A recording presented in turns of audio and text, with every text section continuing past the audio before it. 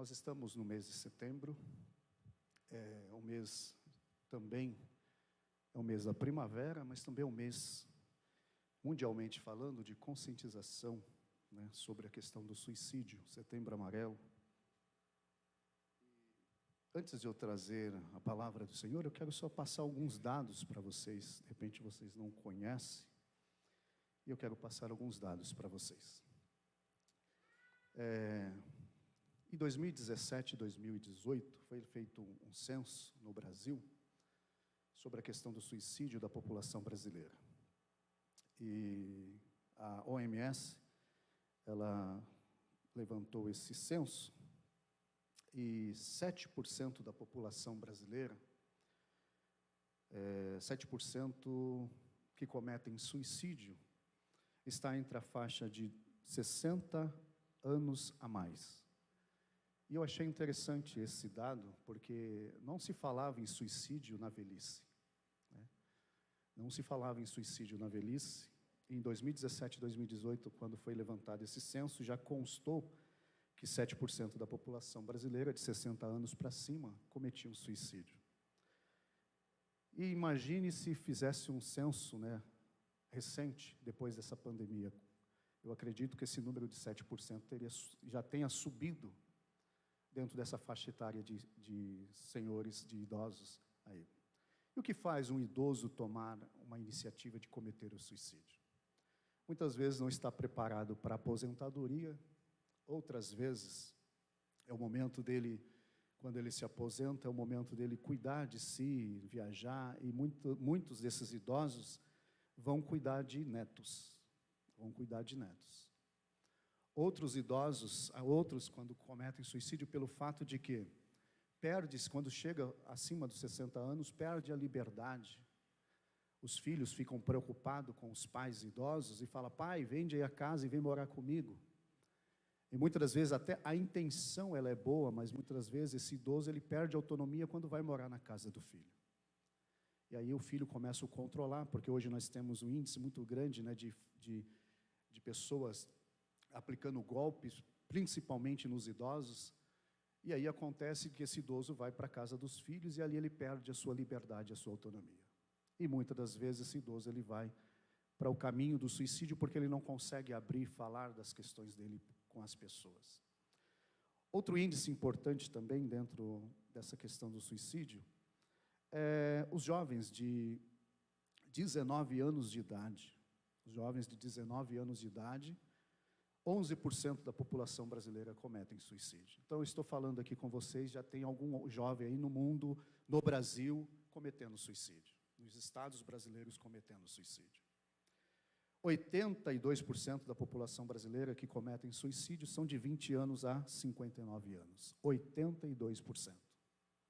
Isso é um dado preocupante, porque é uma morte silenciosa, é uma morte que ela não clama, ela vai caminhando para um silêncio, e quando pensam que não, o indivíduo tira a própria vida. E nós, como servos de Deus, como igreja do Senhor, nós precisamos levar vida para essas pessoas que estão perdendo a vida. Interessante aqui nesses dados levantados é que 8,57% dos suicídios, desses suicídios que eu acabei de dizer a vocês, 8,7% são cometidos com arma de fogo. 8,57%. O ano da pandemia, eu palestrei muito sobre a questão do suicídio no Setembro Amarelo, e a gente palestrou bastante também para os GCMs. Hoje nós temos um índice de suicídio dentro da Guarda Municipal. Guardas cometendo suicídio. 8,57% são cometidos com arma de fogo. 28,57% dos suicídios no Brasil são cometidos com facas.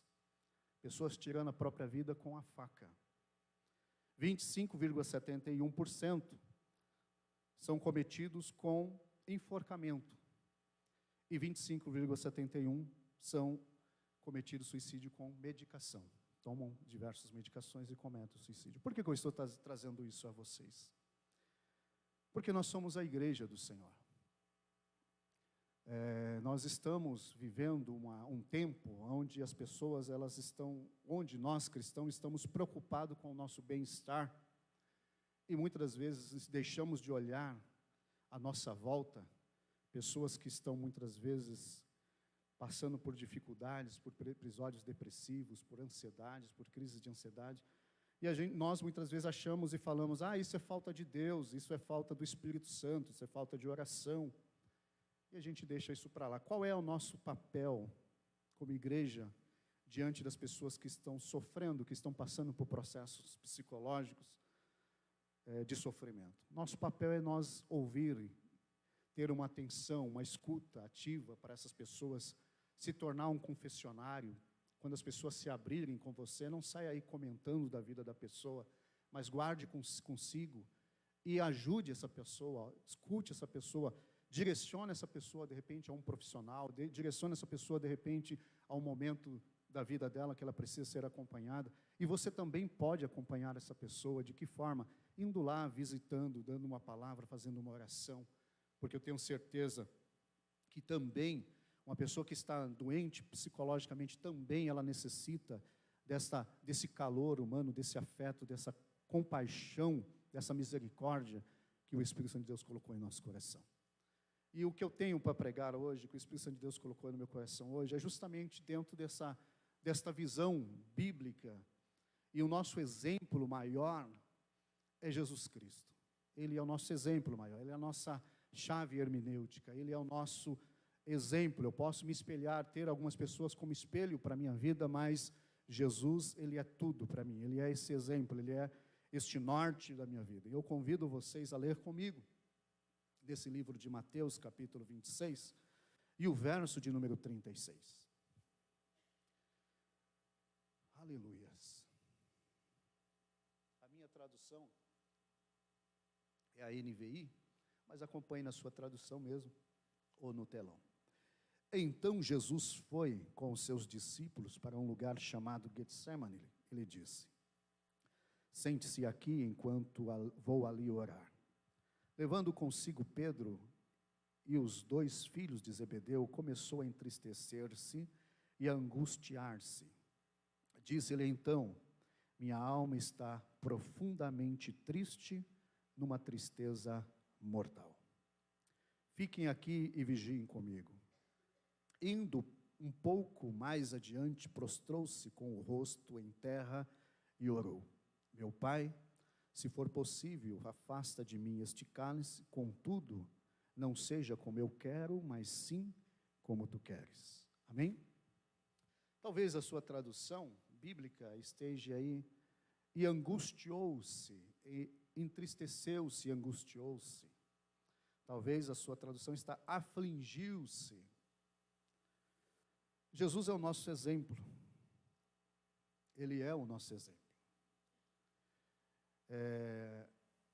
Eu quero aqui falar desse Jesus, não o Jesus glorificado, Jesus 100% divino, mas eu quero me ater em uma dessas naturezas de Jesus. Jesus tem 2 naturezas, teologicamente falando. Jesus tem a natureza divina e a natureza humana, 100% divino e 100% humano. O que eu quero pregar aqui nessa noite é a humanidade de Jesus e suas emoções. A humanidade de Jesus e suas emoções. O texto aqui mostra o Jesus totalmente na sua humanidade, 100% humano, na sua humanidade. A gente tem uma compreensão de Jesus, o Jesus divino, o Jesus que opera maravilhas, que faz as coisas estrondosas, porque Ele é o próprio Deus. Mas esse texto, ele mostra o Jesus, para nós, totalmente humano. E eu quero aqui dizer demasiadamente humano, não num adjetivo pejorativo da palavra demasiado humano, mas no conceito de demasiado, no sentido que vai ultrapassar, sobrepor o humano, fora da concepção natural da visão do senso comum. Então nós temos aqui nesse texto Jesus 100% humano, a humanidade de Jesus aqui. Quando eu olho para Jesus, eu vejo que é por isso que Ele vai dizer para nós que assim como Ele venceu, nós também poderemos vencer. Porque Ele não está falando aqui numa natureza divina. Ele está falando aqui numa natureza humana, praticamente dentro da sua humanidade. E o primeiro aspecto desse texto que eu vejo sobre a humanidade de Jesus, nesse texto, é justamente esse processo do isolamento. Jesus aqui, ele quer se isolar, ele quer se isolar. Ele está num processo de isolamento. Porque se vocês olharem, voltar um pouquinho à leitura, vocês vão ver que Jesus, antes desse episódio do Getsemane, Jesus, ele está onde? Ele está na casa, celebrando a última ceia com os discípulos. Antes desse episódio do Getsemane, ele está celebrando a última ceia. Ele está com os seus discípulos, ele está com as mulheres que o servem, ele está com um grupo de pessoas na casa, participando de uma ceia, a última ceia dele. E depois desse episódio da ceia, é que ele se retira desta casa, desse culto de santa ceia, de ceia do Senhor, ele se retira desse ambiente e vai para o Getsemane. E ele leva consigo 12, ou melhor, 11, porque Judas ele vai encontrar com Jesus lá no Getsemane. Ele leva 11 e vai para o Getsemane. Então eu vejo nesse texto Jesus procurando se isolar-se. Ele está buscando um isolamento. O aspecto da humanidade de Jesus aqui, nesse texto, é que ele vai em busca, ele está se direcionando, se dirigindo para o isolamento. Ele decide sair e vai para o Getsemane. Ele decide ir e viver um momento individualizado, isolado. Ele vai em busca disso. Isolado. Por quê? Porque ele está nesse processo da sensação que a alma dele geme, sabendo que se aproxima a hora da entrega, da crucificação. Por isso que ele está indo em busca desse isolamento. E o que eu aprendo aqui com esse texto? É que nenhum ser humano, ele foi chamado para viver no isolamento. Nenhum ser humano, ele foi colocado nessa terra para viver isolado. Jesus, ele está em busca desse isolamento, mas ele não se isola. E eu vou mostrar a vocês por quê. O segundo ponto da humanidade de Jesus, nesse texto, é que ele tem medo. Jesus tem medo? Tem medo. Jesus está com medo. E é por isso que ele vai dizer, a minha alma está totalmente, profundamente triste, numa tristeza mortal. Jesus, ele está num processo de medo. Medo. A humanidade de Jesus mostra o medo de Jesus. Terceiro ponto desse texto, sobre a humanidade de Jesus, é que Jesus está num processo deprimente, deprimido. Ele não está vivendo a depressão, mas ele está num processo de depressão. Porque ele diz no texto que a alma dele está profundamente triste, numa tristeza mortal. Essa tristeza, ele está dizendo que ela era tão grande, ela começa a ser tão grande, a ponto de que a própria tristeza poderia tirar a sua vida antes da crucificação. Por isso que é uma tristeza profunda, é uma tristeza mortal. Que se ele não controla, se ele não consegue controlar essa tristeza, esse sentimento acabaria com a própria vida dele. Antes da cruz. 3 aspectos desse texto que mostram a humanidade de Jesus. Ele está buscando o isolamento, ele está com medo e ele está num processo deprimente. Jesus mostra isso nesse texto para nós. E o que Jesus faz? Como Jesus consegue mudar esse quadro? Como que Jesus, ele vai trabalhar essas emoções para que ele não fique no processo do isolamento? Como que Jesus, ele vai perceber esta sensação emocional de que ele está caminhando para um processo de isolamento, mas ele não se permite se isolar.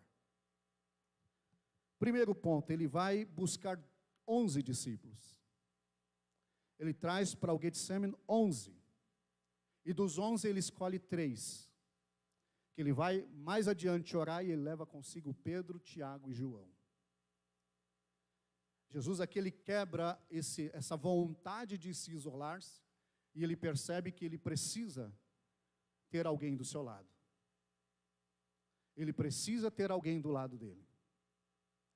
Porque o que ele está sentindo, a sensação que ele está vivendo, o processo emocional que ele está vivendo é tão grande que sozinho ele não iria suportar. Por que sozinho? Porque o texto diz, se você ler os versículos mais abaixo desse texto, você vai ver que ele ora a Deus 3 vezes e Deus não o responde. Então ele está nessa sensação de estar só, mas ele percebe que ele precisa de alguém. E é por isso que ele chama Pedro, Tiago e João. Isso aqui, irmãos, é uma lição para nós. Isso aqui é uma lição profundamente para nós. Ele percebe que a vontade dele era isolar-se, mas ele vai contra esta vontade e ele escolhe 3. Dos 11 ele escolhe 3 e chama para mais perto, para estar mais perto, mais íntimo dele. E isso é tão importante porque ele confessa, ele se abre. Ele fala da sua intimidade para 3. Ele simplesmente fala do que ele está vivendo para 3. Ele diz justamente isso para Pedro, Tiago e João. A minha alma está profundamente triste, numa tristeza mortal. Jesus aqui não está preocupado com o papel social que Pedro tenha dele. Lembra lá do episódio que Jesus começa a lavar os pés dos discípulos? Pedro vai dizer o que para Jesus? Não, mestre. Jamais, nunca eu vou permitir o Senhor lavar os meus pés. Porque Pedro tinha uma construção social do papel de Jesus como mestre superior e que jamais ele poderia rebaixar para lavar um pé de um discípulo. E Jesus no Getsemane não está com essa importância, está preocupado qual é o papel que Pedro, Tiago e João vê em Jesus. Qual é a estima? Jesus não está preocupado, Jesus confessa a sua intimidade para 3, sem preocupar-se, sem estar preocupado qual era a reação que esses 3 teriam depois deste confessionário, depois de confessar, depois de se abrir e dizer que ele, o Senhor, o Mestre, estava profundamente triste, numa tristeza mortal. Ele não se preocupa, ele se abre. O que eu aprendo nesse texto? Você precisa ter alguém. Você precisa caminhar com alguém. Você precisa ter pessoas do seu lado. Pelo menos 3. Para que no momento mais difícil da sua vida, para as situações que você esteja atravessando, mesmo que seja simplesmente para estar ali, ouvir você, ou você ser esse instrumento para ouvir alguém, mas precisa. O mestre precisou de 3. Jesus é o teu exemplo? Jesus é o teu Senhor, sim ou não? Ele está nos mostrando aqui um exemplo. No momento difícil dele, no momento da situação emocional, ele leva consigo 3 e se abre, se descortina e fala: olha, eu estou profundamente triste, numa tristeza mortal, essa tristeza pode me matar. Ele vence o processo de isolamento, quando ele traz para si 3 dos seus discípulos e se abre com os 3. Você não foi feito para estar sozinho, para se isolar. Você não foi feita e não foi feito para dizer para você mesmo: não tem ninguém por mim. Você tem o Pai, o Filho, o Espírito Santo Mas você precisa ter alguém humanamente falando, para que possa estar com você, para que possa te ouvir, para que possa orar com você, para que possa, de alguma forma, estender as mãos. Ou você precisa ser esse instrumento para ser usado, para ouvir alguém, para estender as mãos para alguém. Porque ninguém foi chamado para estar só, para viver sozinho. Ninguém foi, e é tão interessante isso, biblicamente falando, que Deus, quando Ele criou o homem, Ele coloca a Eva, a esposa de Adão. E depois Ele diz, crescei e multiplicai-vos. Coloca os filhos. E aí a igreja cresce, a igreja vai se expandindo, a família vai crescendo. E o que acontece com a família pós-modernidade é que cada um vai para um canto, vai para um lado, vai para o outro. E as pessoas vão vivendo no seu isolamento, na sua individualidade. E aí, estamos aqui em uma comunidade cristã, onde as pessoas saem, entram e saem, e ninguém percebe. E ninguém percebe. Onde as pessoas entram e vão embora, e ninguém percebe que, se você olhar à sua volta, olhar aqui, quantas pessoas nessa congregação, nessa igreja, já não estão mais conosco, e você não sabe nem o que aconteceu, nem por que ela não está mais conosco. Simplesmente elas foram embora. Não estão mais conosco. Por que eu estou dizendo isso? Porque nós estamos criando uma barreira e achando que ser antissocial é normal, é natural, e não é. Nós estamos criando uma barreira que as pessoas falam assim consigo mesmo, eu não preciso de ninguém. Tudo que a gente faz, tudo que nosso comportamento, as nossas atitudes, sempre vai esbarrar no outro. Seja elas boas, seja elas ruins. Alguém vai sofrer pelo meu comportamento ruim e alguém vai ser beneficiado pelo meu comportamento bom. Eu estava ouvindo uma vez uma pessoa e ela falou assim para mim, num aconselhamento pastoral. Pastor, eu não sei qual é o propósito de Deus na minha vida. O senhor sabe qual é o propósito de Deus na sua vida? Eu disse, eu também não. Mas uma coisa eu sei. Jesus me chamou para viver. E se a vida, e se viver não é um propósito maior, qual é o propósito maior? Se viver, se a vida que Ele me deu, porque é um dom de Deus, não é um propósito de Deus para a minha vida, o que é o propósito de Deus? Então você já tem uma resposta. Viver é um dom, é um dos maiores propósitos de Deus para a tua vida. E Jesus, em todo o seu ministério terreno, Ele sempre falou da vida. Uma vida abundante, uma vida com Deus, um Espírito Santo que jorra em nós para uma vida eterna. Ele sempre falou da vida. Ele sempre disse que viver é um espetáculo, é a luz do mundo, que viver é uma fonte, que viver é uma planta que dá fruto. Ele sempre falou da vida. Quem sabe você está correndo de um lado para o outro, perguntando, Deus, qual é o propósito que o Senhor tem comigo? E Deus está dizendo para você nessa noite, viva. Viva. Viva na presença dEle. Ele mesmo disse que as demais coisas serão acrescentadas. Então viva. Desfrute desse dom. Então ninguém foi chamado para se isolar-se. Até os transtornos antissocial, transtornos do espectro autista, hoje se trabalha para que o indivíduo seja integrado na sociedade. Porque nós vivemos em sociedade. Hoje nós estamos passando por um processo de sociedade, de vivência. A pandemia excluiu as pessoas, colocou as pessoas isoladas nos seus cantos, e elas sofrem até hoje. Ela se clausura até hoje.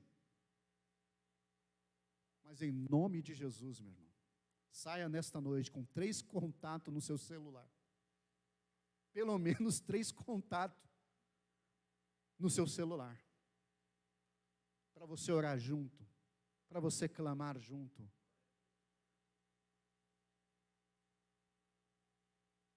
Continuando aqui o texto, segundo ponto aqui que Jesus vai trabalhar sobre a questão da humanidade que ele tem, o medo. Ele fala do seu medo no verso 37. Ele começa a entristecer-se, a angustiar no versículo 37. E aí ele vai falar do seu sentimento no verso 38, do medo que ele tem. E o medo dele é tão profundo que as gotas, o suor de gota de sangue que ele derrama no momento da oração, se ele não se controla, se ele não se percebe nessa dor, ele tinha desfalecido lá no Getsemane, quando ele começa a suar com gotas de sangue.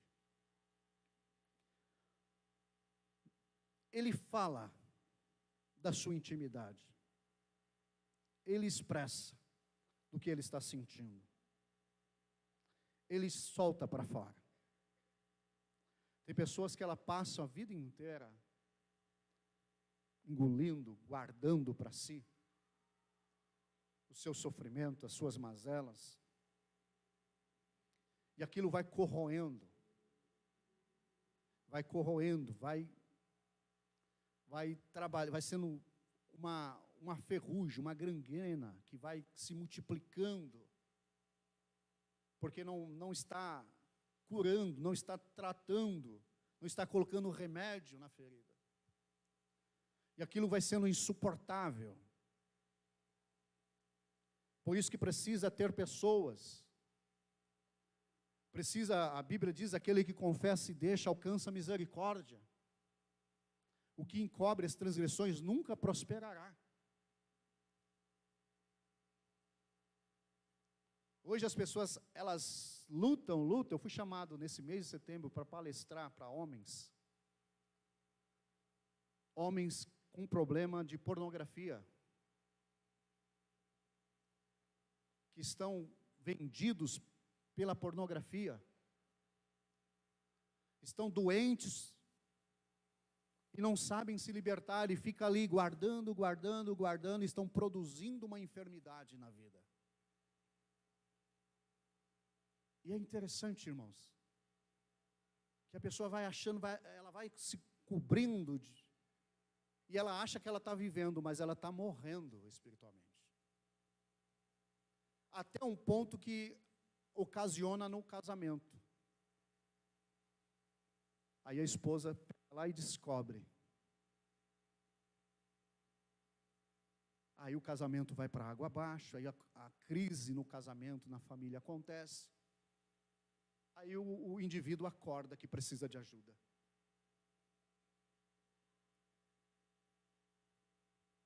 Eu não sei nem por que eu estou entrando nesse caminho aqui. Mas eu vim aqui com uma mensagem pastoral para você. Para mim. Se a gente não se perceber que nós estamos vivendo num mundo onde o mundo ele está tentando nos engolir, com todas as suas parefalhas, com todo o seu processo de ilusão. Se a gente não percebe, nós vamos caminhando para um processo de morte. De morte. A gente vai matando a família, vai nos matando, vai matando as pessoas à nossa volta, e quando pensamos que não, já estamos mortos. Jesus, ele fala do seu íntimo, e não está preocupado se Pedro iria aceitá-lo como mestre ou não. E Jesus, ele fala da sua intimidade, mesmo sabendo que, após ele dizer da sua intimidade, Pedro, Tiago e João iriam voltar a dormir. Porque o texto diz que eles estavam dormindo. Jesus fala com eles, expressa para eles, pede para eles vigiar pelo menos 1 hora. Eles escutam Jesus, ficam ali, talvez não entendendo o sentimento que Jesus está expressando, mas daqui a pouco eles estão dormindo. Mas por que Jesus fala da sua intimidade para os 3, sabendo que eles estavam dormindo? Mas eles ouviram. É tão verdade que eles ouviram que está aqui. Mateus registrou. Mateus registrou o que Pedro, Tiago e João ouviram de Jesus. Mesmo não entendendo o que Jesus estava dizendo sobre o seu sentimento, eles ouviram. Mesmo sabendo que eles não teriam força para tirar Jesus daquele sofrimento, mas eles foram pessoas de papéis importantes e fundamentais naquele momento de Jesus. Naquele momento de Jesus. Então Jesus, ele precisa dos 3, ele fala do seu medo. Jesus, ele reconhece que precisa dos 3, de ajuda. Ele reconhece. E é por isso que ele chama Pedro, Tiago e João. Ele reconhece que ele precisa dos 3. Porque naquele momento, naquela situação, naquela angústia, mesmo ele clamando 3 vezes a Deus, não teria a resposta de Deus.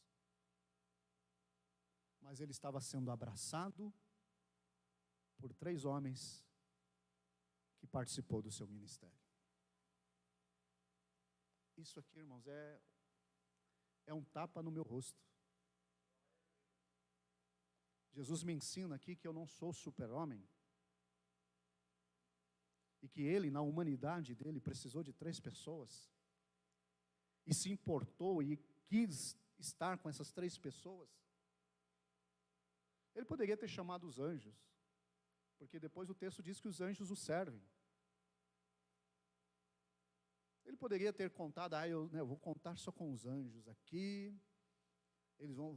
Vou buscar força em Deus.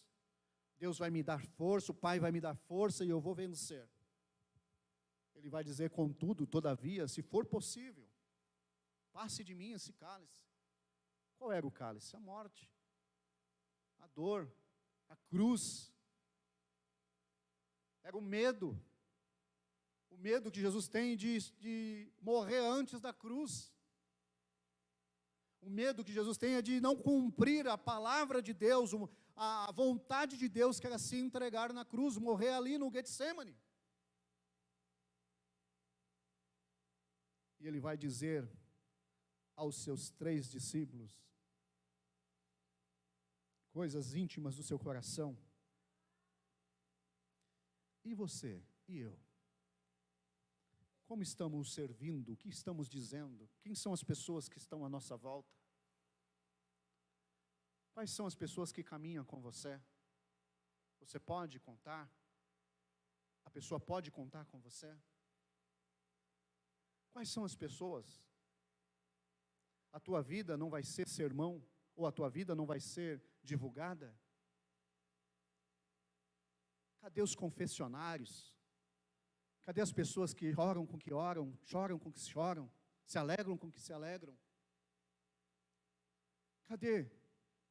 Cadê os crentes que não aplaudem a derrota do outro, mas sim se entristece? Cadê os crentes que quando alguém está passando pelo vale de sombra da morte, eles estão reunindo nas casas dizendo, vamos orar, Deus vai dar vitória. Cadê os crentes? Cadê os crentes que quando alguém sai, não, vamos ligar, pelo menos vamos fazer a nossa parte, ele é um dos nossos, estava com a gente, vamos orar, o que aconteceu? Você pode compartilhar comigo? Ah, saiu, deixa embora. Não era dos nossos. Cada um tem a sua livre vontade, escolha para decidir se quer ficar com a gente ou quer ir embora. Mas nós que estamos aqui, que acreditamos na palavra, que Jesus é o nosso exemplo, nós precisamos de alguma forma dizer, espera aí, o que está acontecendo? Eu posso contornar isso? Eu posso te ajudar em alguma coisa? Não virar as costas, irmãos. A gente vira as costas muito fácil, a gente desiste muito fácil. A gente acha que a gente resolve as coisas sozinho, que a gente pode sozinho, eu vou orar a Deus e... Quantos de vocês conseguem orar, fazer campanhas em casa com a sua família? Eu acredito que é uma luta, porque é desafio diário. Porque você tem o dia corrido, a semana corrida, trabalha, estuda, chega em casa, muitas vezes é o corpo cansado, vem ao culto, participa do culto, chega em casa, quer descansar porque amanhã começa uma labuta.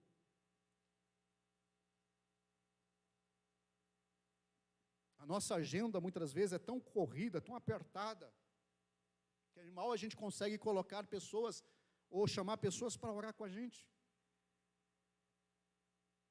E a gente vai buscando, perpetuando essa vida corriqueira, essa vida rápida.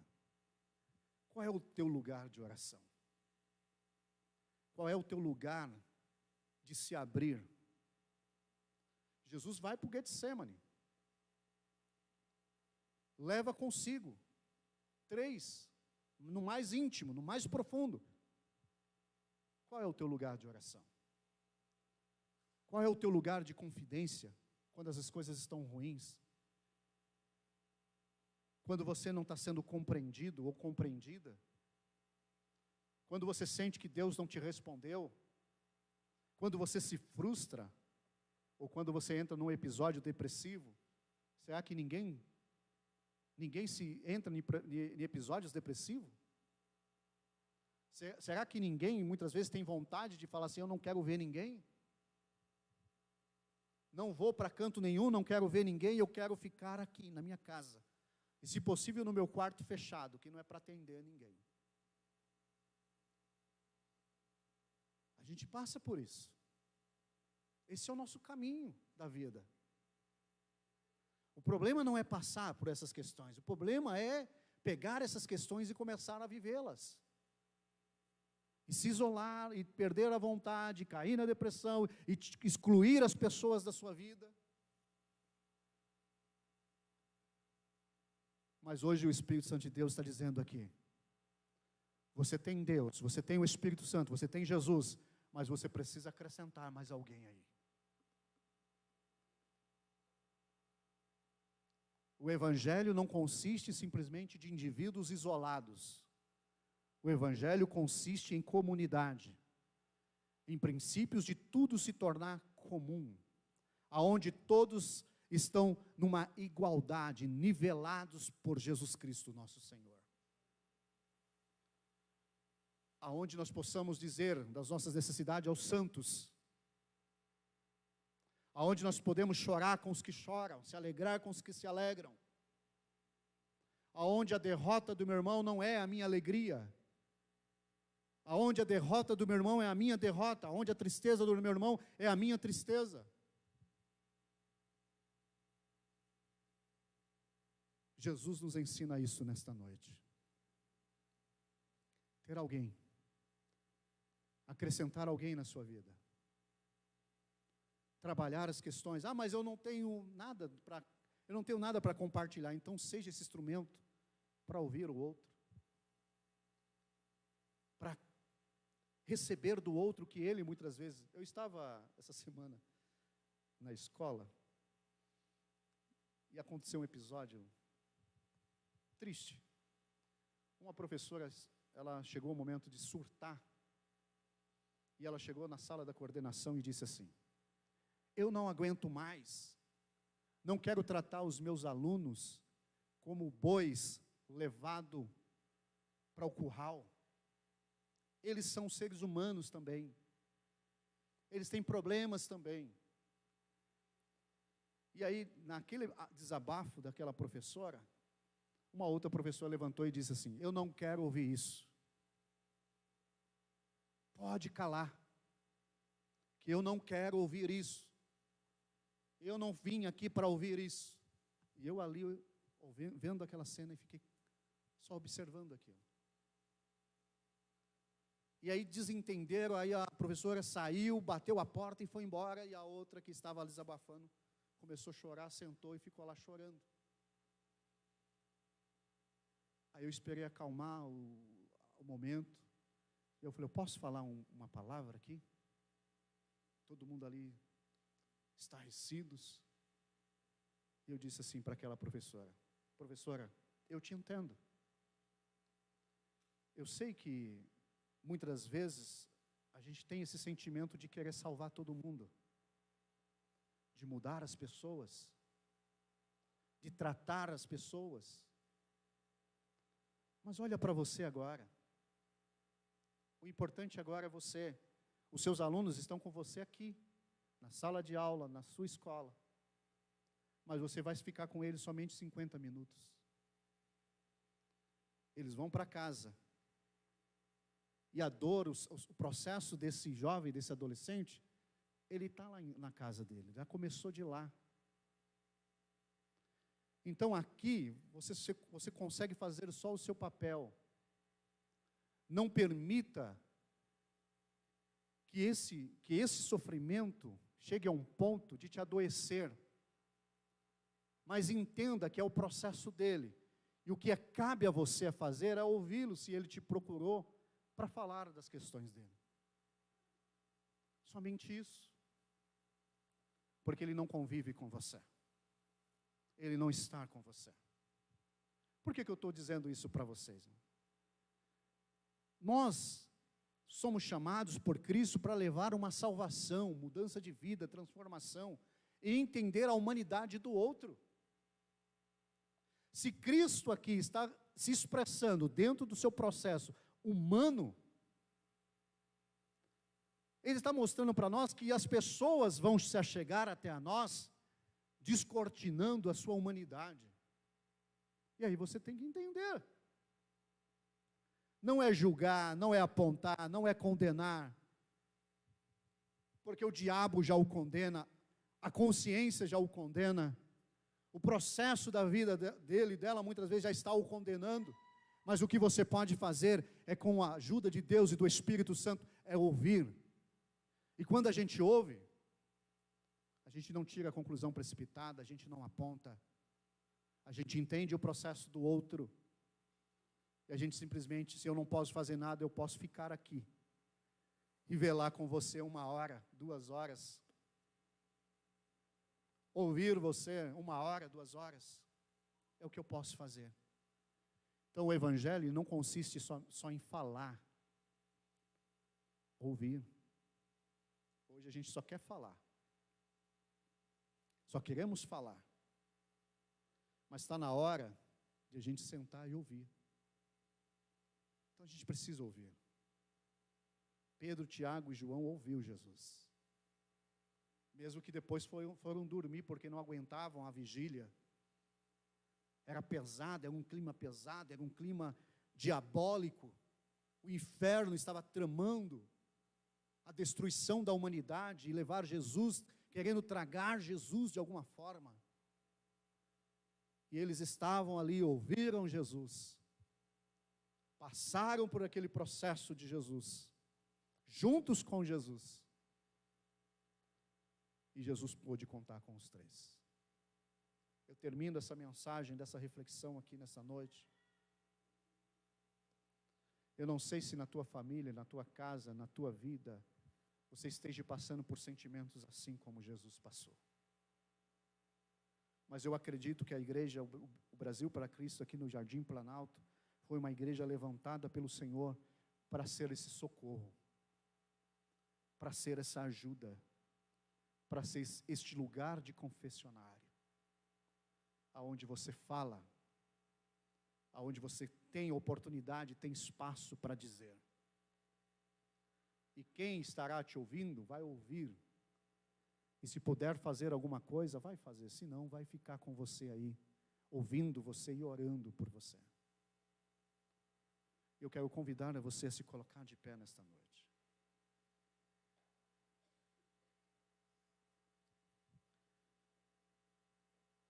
Pegue na mão dessa pessoa que está aí do teu lado.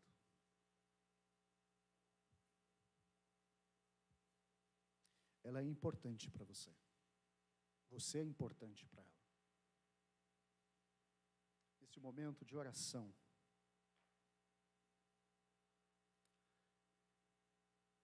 vira aí, diga para ele e para ela, o que você precisa para que eu possa orar agora?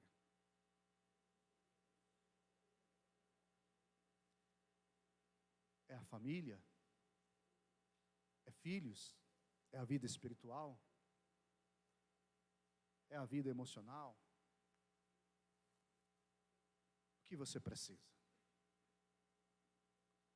Nós vamos orar agora. Mas não é um fingimento. De hoje em diante, você não pode sair daqui e virar as costas para essa mensagem e não se importar com as pessoas, com os nossos irmãos.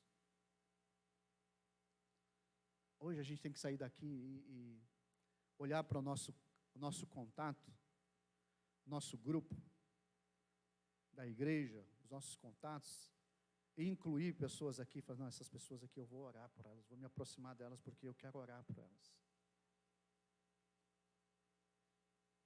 Não dá para você virar as costas para essa mensagem, porque foi o próprio Jesus que colocou 3 pessoas ali importantes para ele no momento mais íntimo da vida dele. Então você vai orar agora. Você vai pedir a Deus agora por essa vida que está do teu lado. É você orando por ela ou por ele, e ele orando por você. Olha que coisa linda. Cada um orando um pelo outro. Pai, em nome de Jesus, esta é a tua palavra. Estou aqui, Senhor, quebrantado por esta mensagem. Estou aqui entendendo que eu preciso de pessoas ao meu lado, no meu ministério, na minha vida. Senhor, que eu venha ouvir mais, que o meu falar seja pouco, e o meu ouvir seja constante. Pai, o Senhor me trouxe aqui porque o Senhor me deu pastores, para pastorear a minha vida, a minha casa, a minha família. O Senhor colocou na minha vida, no meu ministério, o pastor Roberto de Lucena, a pastora Bernadette, como ministros da minha vida, da minha casa, da minha família. O Senhor colocou aqui pastor Cubeiro na minha vida, pastor Jeremias. O Senhor colocou na minha vida pastor Tiago. O Senhor colocou na minha vida pastores, pastor Guilherme. Colocou na minha vida, Senhor, pastores para pastorear a minha vida, a minha casa, a minha família. Pastor Wilson. O Senhor colocou aqui pastores, Senhor, pastor Carlinhos, e tantos outros pastores, Senhor, que fazem parte dessa igreja para pastorear a minha vida, a minha casa, a minha família, Senhor. Eu entendo que somos, porque somos unidos, porque somos um em Cristo. Somos um no Senhor. Eu entendo que as minhas necessidades são as necessidades da igreja, a necessidade da igreja são as minhas necessidades, Senhor. Eu entendo, Senhor, que o clamor desta minha irmã, deste meu irmão, é o meu clamor, e o meu clamor é o clamor desta minha irmã, deste meu irmão. Eu entendo, Senhor, que a ajuda, que as portas que estarão abrindo a este meu irmão, a esta minha irmã, a este jovem, a esta pessoa, é a minha porta. Que a alegria deles são a minha alegria, que a tristeza deles são a minha tristeza. Senhor, nós compartilhamos tudo, porque somos em um só Espírito. Somos a Tua igreja, Senhor. Queremos romper, Senhor, com esse isolamento, romper, Senhor, com essa individualização, romper, Senhor, com esse processo de distanciamento, porque queremos, ó Pai, ter esta união com o Senhor, essa união um com o outro, Pai. Aqui, Senhor, não estamos, ó Pai, não somos chamados para dividir, mas somos chamados para multiplicar no reino, multiplicar, como foi dita aqui na ministração da oferta, fomos chamados a entender que quando lançamos sementes ao teu reino, o Senhor retribui de uma forma espontânea, generosa e abundante em nossas vidas, Senhor. E é por isso que estamos aqui nesta noite, Pai, porque entendemos essa chamada do teu Espírito, entendemos que somos uma igreja missionária, entendemos que somos uma igreja aonde é dirigida pelo teu Espírito Santo. E queremos, ó Pai, que pessoas estejam ao nosso lado, que nós possamos estar do lado de pessoas para poder ajudá-las, para poder, Senhor, caminhar de uma forma específica e abundante, Senhor. Porque somente o reino ganha com isso, somente os céus ganha com isso, Senhor. E em nome de Jesus, Pai, Tu és o nosso exemplo, Tu és o nosso Senhor, Tu és o nosso Deus. O Senhor se revelou na Tua humanidade e mostrou a nós que podemos vencer, mas vencermos juntos. Não é um puxando para um lado, outro puxando por outro, mas é juntos, Senhor. Em uma só graça, em uma só fé, em um só amor, em Cristo Jesus, o nosso Senhor e Salvador. É o que eu peço, Senhor, e agradeço. Em nome do Pai, do Filho e do Espírito Santo de Deus. Amém e amém, Jesus. Que Deus os abençoe. Que o Senhor continue falando com você nessa semana. Que você seja esse instrumento para alguém nessa semana. E que alguém seja instrumento para você nessa semana. E que você possa se sentir acolhido. E sentir acolhido não só por Deus, porque eu sei que Deus te acolhe, mas acolhido também por esse meu irmão, essa minha irmã que está do teu lado. Pastora Bernadette, aplauda o Senhor.